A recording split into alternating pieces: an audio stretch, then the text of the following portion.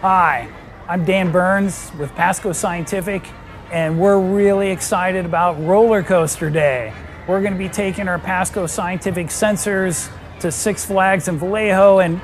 What? Oh, that's right. We're not going to be taking them to Six Flags in Vallejo, but we're going to use our imagination to think about what it would be like going over the first big hill on what you'll find on most roller coasters. And so to help us see what that would be like, I have our Pasco wireless acceleration altimeter. And it will measure the acceleration in this direction. It's a 3-axis accelerometer. We'll be looking at the acceleration in this direction, and up is positive. And I have it set so when it's just sitting here, the acceleration is 0. And it also has the altimeter on it, which would measure the height of that big hill on the roller coaster and height of any loops, etc. as you go around. Here in the studio, it's just going to measure small changes in height, so it doesn't work quite as well as it would there, but you'll get to see how it does work. And so let's imagine what it's like on that first big hill. First, you're click, click, click, going up the roller coaster hill very slowly. Very slowly. And then you get to the top and you're starting to go over, you're starting to get kind of nervous seeing how high you are. And then you're almost in free fall as you drop and then at the bottom stop your vertical motion anyway. And so we can see what that looked like on the computer. That drop is this negative acceleration here. It's about 1g, 9.8 meters per second. And then there was a large force stopping it at the bottom, and that you also feel on the roller coaster. Now, it's pretty exciting, sometimes a little scary, but you also feel weird on this big hill as you go down and then when you get to the bottom.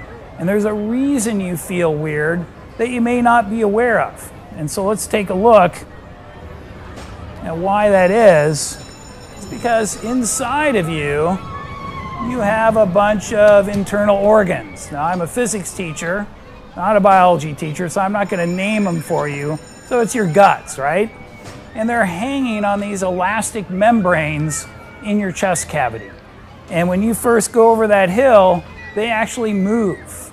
And so when you start to fall down that big hill almost in free fall, your organs actually move up. And you can sort of feel that. It feels weird. If you just ate a big funnel cake or something, it feels like it's going to make its way back out. But before it has a chance to, you hit the bottom, and they actually go down then, and then eventually settle back where they belong. And so that motion of your internal organs makes you feel weird. And so I created a little model of that. And so this blue case is your chest cavity, and then here's your internal organs hanging from membranes. Now I also have some rubber bands in the bottom there just to keep it from flapping out there, but mainly just think of it hanging from these rubber bands. And so watch carefully what happens when I let go. Watch where the guts move relative to the blue box, your chest cavity. You see that? It happens pretty quick. So I'll do it again. What you should be seeing is this moving up inside the case right when I let go. And then when I catch it again, that's like hitting the bottom of the hill, you'll hear it bang onto the box. Now your organs don't bang, but they do kind of hang down lower there. Now let's take a look at what this looks like in slow-mo.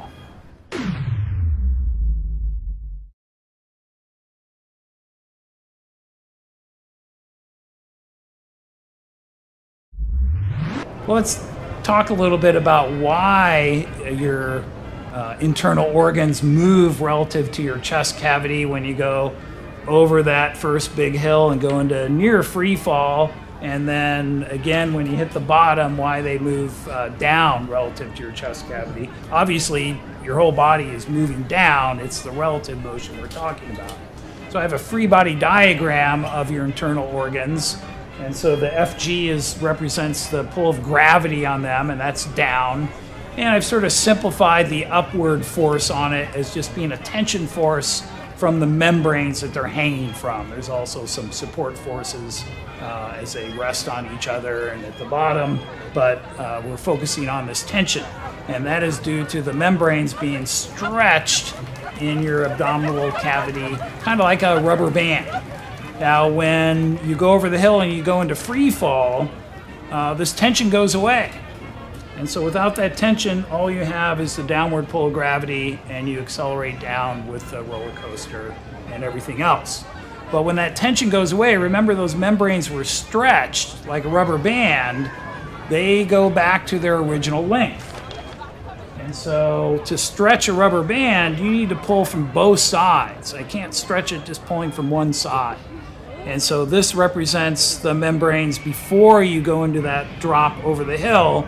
And when you go over the top of your cavity is not pulling up anymore. So the rubber band goes back to its original length. Those membranes go back to their original length. And so these organs shift up in your chest cavity. And then when you hit bottom, now your internal organs stretch downward because the acceleration now is up. And so you need a large upward force greater than the weight to cause that. And so it stretches even more, and that tension force gets more. But don't worry, the roller coaster engineers know what they're doing. You're not injured by any of this. Hopefully you have fun doing it. And I can't wait to ride a roller coaster again. I hope you'll be riding them again soon too.